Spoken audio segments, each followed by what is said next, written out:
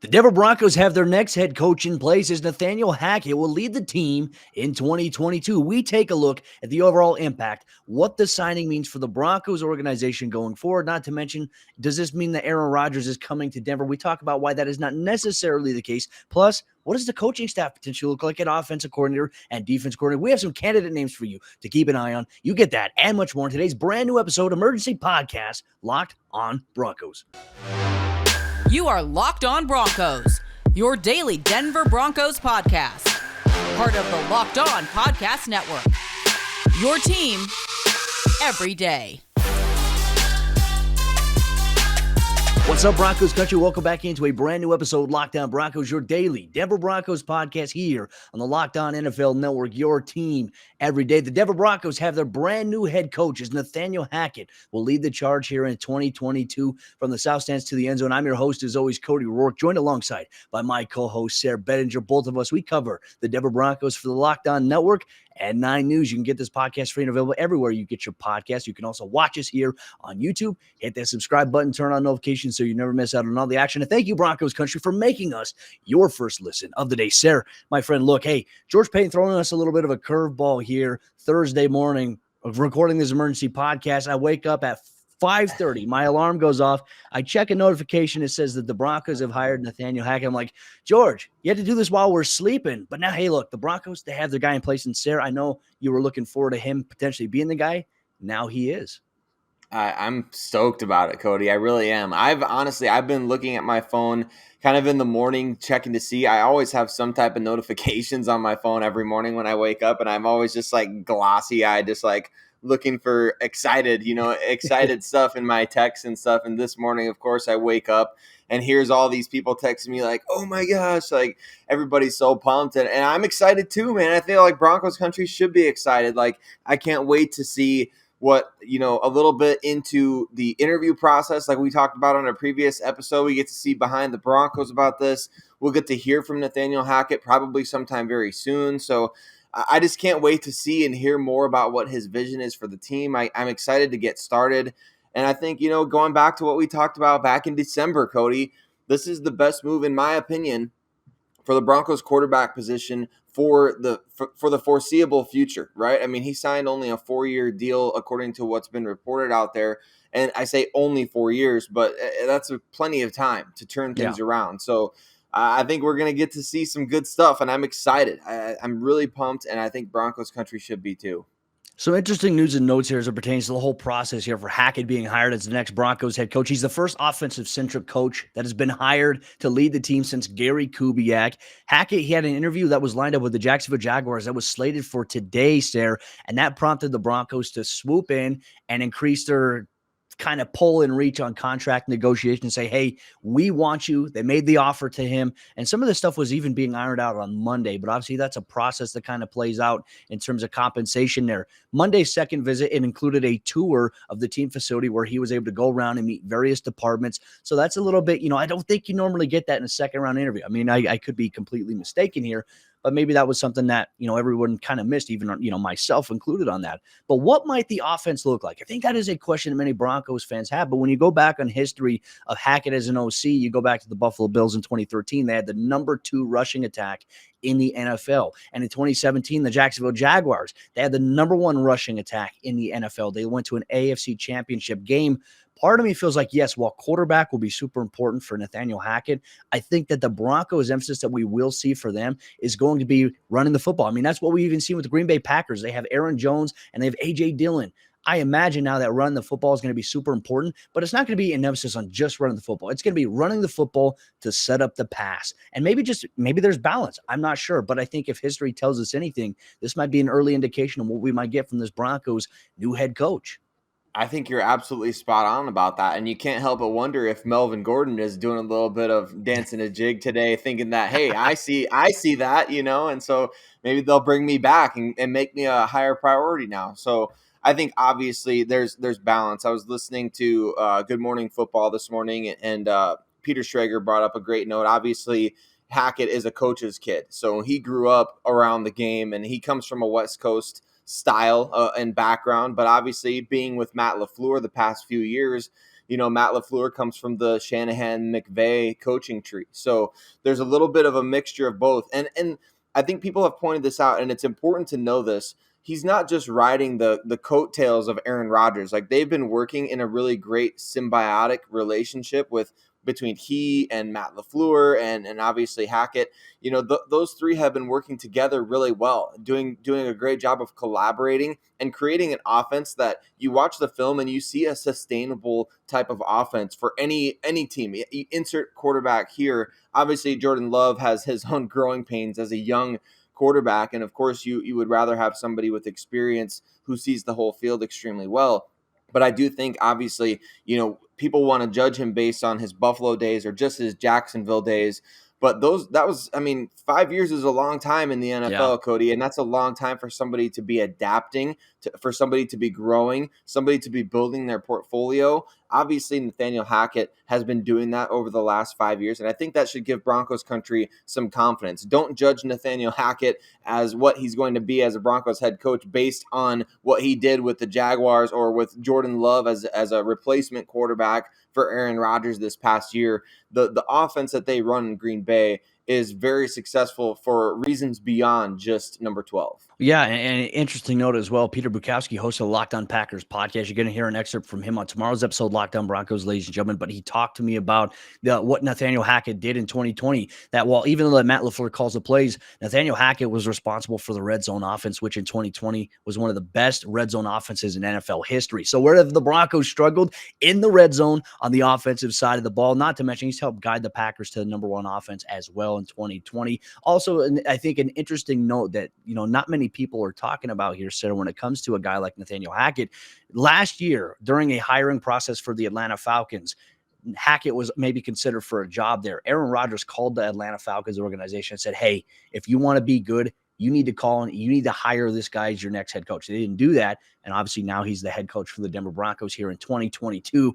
The opportunities are endless. But now, Broncos country, we have an interesting question. Does this mean that the Broncos are going all in on Aaron Rodgers? Sayre and I are going to tell you why or why not that may not be the case coming up here in just a moment. But before we do that, let me tell you about the sponsor. Today's episode, Lockdown Broncos Emergency Podcast. There's good friends over there at the Get Upside app. Ladies and gentlemen, you never have to pay full price at the gas pump ever again with the free Get Upside app that you can download in the Google Play or App Store of your choice. And when you use promo code Touchdown, you can get up to 25 cents every time you fill up per gallon, cash back alone. Ladies and gentlemen, that is a fantastic deal here. Once again, promo code Touchdown for 25 cents per gallon or more on your first tank. And some people who drive a lot are making up to as much as $200 to $300 per year using the Get Upside app alone. There is no catch. You get the cash back and they get instantly deposited right into your account, and you can cash out anytime to your bank account, PayPal, or an e-gift card for Amazon or other brands. Just download the free Get Upside app today. Use promo code Touchdown to get up to 25 cents per gallon or more cash back on your first tank. That's promo code Touchdown. All right, sir, as we continue on the second half action on today's episode, Lockdown Broncos, the Broncos have their next head coach in Nathaniel Hackett. Obviously, some press conferences are coming our way. This is instant reaction. Obviously, in the morning of early hours, George Paton saying, hey, you know what? We're going to play with everybody. We're going to announce this. This deal is going to become done at 5 a.m. Mountain Time. We're up to it. I think we're the first podcast that actually has something out. I mean, local radio has been able to talk about it, but we're the first podcast that has something up there. So thank you, Broncos country, for making us your first listen of the day here. Now, I think there's an interesting question. Does this mean that the Denver Broncos are now going all in on Aaron Rodgers? This is something I think many people were thinking about. I want to point this out here. From what I've been told, despite the Hackett hire, this was not the reason that George Paton hired Hackett. Aaron Rodgers was not the reason that hire happened. Now I think it becomes a little bit more appealing because those two obviously have a great relationship. However, I believe firmly, in my opinion, it would be organizational malpractice for George Paton to hire a coach simply on the hopes of trying to get a quarterback like Aaron Rodgers. That would not be the right message you want to send to the league. It's not the right message you want to send to your locker room. Like, hey, just because this guy could get this guy, we're going to hire him. That's not the case here in Denver. George Paton was really blown away by Nathaniel Hackett's interview. They believe that he has a really good vision. And part of that question when they were interviewing him was, they didn't bring up Aaron Rodgers. I mean, I'm sure there was a conversation at some point, but the question by George Paton to him was, what is your plan for the Broncos offense and how can we turn it around to become a better unit to compete inside the AFC West? And that was obviously predicated on a question without Aaron Rodgers. I think any cliche answer would be like, you know what, I'm going to bring in Aaron Rodgers, is going to make everything better, right? That's not how it worked out. He outlined to George Paton a specific plan on how he planned to utilize the Broncos' talent and personnel to build the offense up into something special and to help improve and develop the quarterback situation, which also included Drew Lock in those conversations there. So for George Paton, going through, it is evidence day with this hire that he believed in Nathaniel Hackett's plan more so than Dan Quinn's and even Kevin O'Connell, who hadn't even had a second interview. However, the writing was on the wall. Nathaniel Hackett was the guy, tamales and margaritas, and now it's official, Sayre, here. I wanted to get your thoughts on this, regarding Aaron Rodgers being the end-all, be-all. I think in the eyes of many people when this hire happened, because I'm already seeing all the replies on Twitter, this move happened just because of Aaron Rodgers. That is not true. That is not the case. Your thoughts? I think that's very, very well said, Cody. And I like that you pointed out, obviously, these are things that we've been talking about on this podcast. So again, thank you for those who have been listening and tuning in over the last month, because we've been talking about these exact things. Like, you bring in a coach like Hackett, it can't just be about Aaron Rodgers. And as you were saying that, I was kind of chuckling to myself thinking, like, how funny would that be if that was what he said, And just, all right, what's your plan for the offense, Hackett? He's like, I'm bringing Aaron Rodgers. What other plan do you need? You're hired. I think you're hired. Yeah, good to go. So, but in all seriousness, I think that it's excellent for the Broncos' future quarterback position. And people can bring up any situation they want. What you're talking about? Well, what quarterbacks has Hackett developed? That's not necessarily what I'm worried about, Cody. What I'm talking about is I feel like you have a guy who's going to be willing to invest in any level of quarterback in terms of just their development. That's what we haven't seen. Like, we haven't had that in Denver for, I don't know, how long has it been? It was Shanahan with Jay Cutler. So I feel like that's the last time we had any coach who was so invested in the development of a quarterback that it's something that Broncos country is just disconnected from almost completely. No other coach that has been here has been invested in the development of a QB. You could argue Josh McDaniels with Tim Tebow, but we never even got to see a sliver of those guys together. So I feel like Hackett obviously coming in and bringing this vision. And of course, just like we talked about with defensive minded head coaches having to bring a vision for the offense, Hackett had to come in with a vision for the defense. And crazy enough, I feel like that's something that we haven't really thought and talked a whole lot about, because I feel like everybody kind of assumed it was going to be Dan Quinn this whole time. So, yeah. But in regards to the Rodgers thing, I do feel like this does help. I mean, it does help if you're trying to acquire Rodgers, but it would be, I used this analogy on yesterday's show, Cody. It'd be like if I wanted to hire you for a job, but we hire me, or you hire my brother, and you're like, hey, I really want to hire your brother Sayre, but I just wanted to get you in the building. It's like, that's just not how a good business operates. So yeah. I just think that it's definitely increasing the odds that maybe Rodgers will come to Denver to have a guy that he vouches for. But at the same time, it's not the reason they hired Hackett, which I think can give us all a little bit of comfort just knowing that the Broncos picked him for reasons beyond number 12. No, and I think that's spot on as well. And, one thing to make note, too, about the whole Dan Quinn situation, there was a growing sense that Dan Quinn was trying to use the Broncos and the Chicago Bears to help leverage something for the New York Giants head coaching job, which hasn't happened yet, as we're talking about. But that was a belief there, is that the Broncos were a leverage piece by Dan Quinn. Now, while Dan Quinn and George Paton had a great relationship and obviously things like that, the biggest thing, too, is, right, the vision. Because, ladies and gentlemen, let's make no qualms about it. The Broncos offense has to be better. That has to be the focal part. The defense is intact. You have some really good pieces to be special. However, the offense cannot be neglected, as has been the last, two head coaches that we've had previously with Vic Fangio and Vance Joseph. Things never worked out. There was constant change at the coordinator position, at personnel and coaches. I mean, you can't have that type of thing in an organization. Now George Paton is saying, hey, we're going to do this the right way, which rightfully so. That's a tough decision to make, because here's the deal. And I think that there's a lot of people that had their own preferences.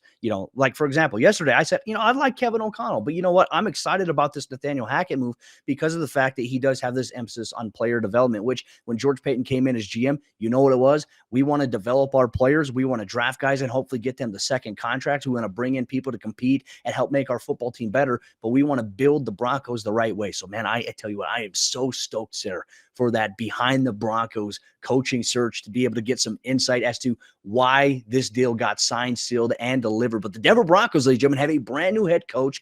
And the thing about the Aaron Rodgers piece, the final thing I'll touch on here, this also includes Drew Lock, as I mentioned. I know Broncos fans, there's a huge portion out there that don't want to hear that, but Drew Lock is still very much in play for the Denver Broncos organization. Now, if they do bring in a guy, if they trade for a guy, acquire a Rodgers or Russell Wilson or whatever you may have there, their plan is still have Drew Lock on the roster. They believe that he can be a pretty good backup, which I think at this point in time, if you have a starting franchise quarterback and one of these guys that comes over, Drew Lock, I think when you look at it, is a pretty damn good backup. And like I said, he ended this season really well for the Broncos. George Paton does not want to just get rid of him. So he will still be in the Broncos' plans more than likely, even if they acquire a star quarterback from another team around the NFL via trade. So something to keep an eye on here, Broncos country. But what about the coaching staff? What might the Broncos coaching staff look like at the coordinator position? Who are some potential candidates? We're going to throw that out coming up here in just a moment. But before we do that, folks, ladies and gentlemen, let me tell you about the sponsor of today's episode of Locked On Broncos, our emergency podcast, our good friends over there at the BetOnline.ag app. And BetOnline would like to wish you a happy new betting year as we continue our march to the playoffs and beyond. BetOnline remains the number one spot for all the best sports wagering action for 2022. It's a new year, and they have a brand new updated website and mobile desktop that you can sign up today and receive your 50% welcome bonus on your first deposit just by using our promo code LOCKEDON. That's one word, locked on, to get started. From football, basketball, hockey, boxing, and UFC, right to your favorite Vegas casino games. Don't wait to take advantage of all the amazing offers available for 2022. BetOnline is the fastest and easiest way to wager on all your favorite sports. BetOnline, where the game starts. All right, Sayre, as we jump into the fourth quarter action on today's episode, Locked On Broncos. The Broncos have their guy. Nathaniel Hackett will be their next head coach. Broncos country, just want to say thank you so much for making Locked On Broncos your first listen of the day, every single day, for all the Denver Broncos news, content, and coverage that you need in bite-sized format. Sayre, let's talk about the coaching staff now, because I think the bigger question is who's going to be the offensive coordinator? Who's going to be the defensive coordinator? We have some interesting notes. We have some candidates that have been brought up by national media members as something to look at. And obviously some local experts. Peter Bukowski gave me some good intel as well. Taking a look here first, I think everybody, Broncos country, their first notion was Luke Getsy, right? The quarterback coach, passing game coordinator here for the Packers offense this year. Ian Rappaport had reported early on this week in an appearance with the Pat McAfee show that if Nathaniel Hackett does take a head coaching job elsewhere, the Packers are going to look to promote him within to their OC. Now, he could obviously go to the Broncos if, in fact, that Nathaniel Hackett says, hey, you want to come be the OC here in Denver, and then, he could make that choice, or he could choose to stay and be the OC in Green Bay. It's completely up to Getsy at this point, if, in fact, that Nathaniel Hackett reaches out and even offers it to him. However, we do know we talked about an in-house defensive coordinator candidate as well. We talked about Christian Parker. Will he be a DC candidate potentially? Or I don't think that's going to be the case right now. I do think he has a really good chance, though, Sayre, of staying on as DB coach. But your thoughts on Getsy and Christian Parker before we get into some real legitimate candidates here for the offensive coordinator and defensive coordinator positions? I mean, I think the Getsy situation, Cody, for me, it always made sense kind of from the beginning, just in terms of bringing, you hire a coach from a team, offensive coordinator like Hackett. Of course, you assume that he's going to bring somebody who's also on that offensive staff with him to be the offensive coordinator. And Getsy, obviously being interviewed as the Broncos head coach, you kind of connect those dots and think, well,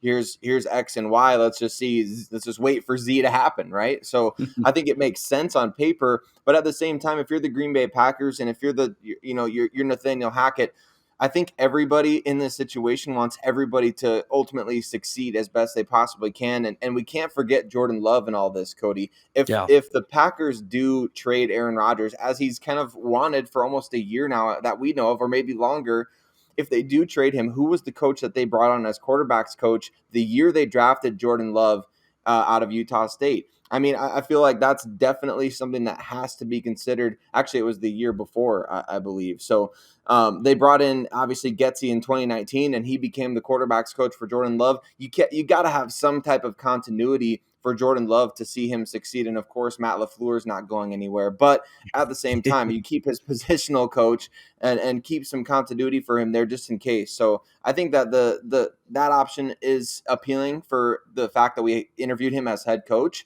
But at the same time, I don't think it's a necessity. And I like the idea of Christian Parker still being on the defensive staff one way or the other. He obviously worked with the Green Bay Packers. He'll be familiar with Hackett. He'll be familiar with some of the other assistants that Hackett brings in. So even if he's not defensive coordinator, it's smart to keep him on board because he is a candidate for in-house promotion over the course of the next how many years, or getting promoted elsewhere as a defensive coordinator. Well, one interesting candidate that has been named by Ian Rappaport, Mike Garafolo of the NFL Network, is for the Los Angeles Rams secondary coach and pass game coordinator Ejiro Evero, and he is maybe in line to be requested to have an interview for the defensive coordinator job. Obviously, that cannot happen until after Sunday once the NFC Championship is concluded. Whether the Rams win or lose, they will interview him for that potential role there, and he could be the guy. And obviously, he has 14 years of experience. He's well regarded by Sean McVay. He's well regarded amongst NFL personnel circles. And so for Nathaniel Hackett to realize, like, hey, this is a guy that we want. This is something that Nathaniel Hackett told George Paton, we'd like to go out and maybe get this guy here. And also, when you think about it too, it kind of keeps the defensive identity, Sayre, kind of intact a little bit, because they run a similar scheme in Los Angeles from when Brandon Staley went over and brought the Vic Fangio defense. Now, obviously, he's in LA now, the other LA team. But for a guy like Evero, he could be the guy that maybe keeps the Broncos defense intact. He's a very smart-minded guy, and like I said, well-regarded amongst coaching circles. Some people believe that he could be a potential future head coach. That's something that Mike Garafolo and Rap Sheet had pointed out there. But that is the Broncos' target right now for the defensive coordinator position. Now, on the offensive side of the ball, like earlier we were talking about for the Green Bay Packers, for Nathaniel Hackett and his previous stops in Buffalo. We talk about the number 2 rushing offense in 2013 with the Bills under Hackett. 2017, you have that same regard there, the number 1 rushing offense in the NFL with the Jacksonville Jaguars.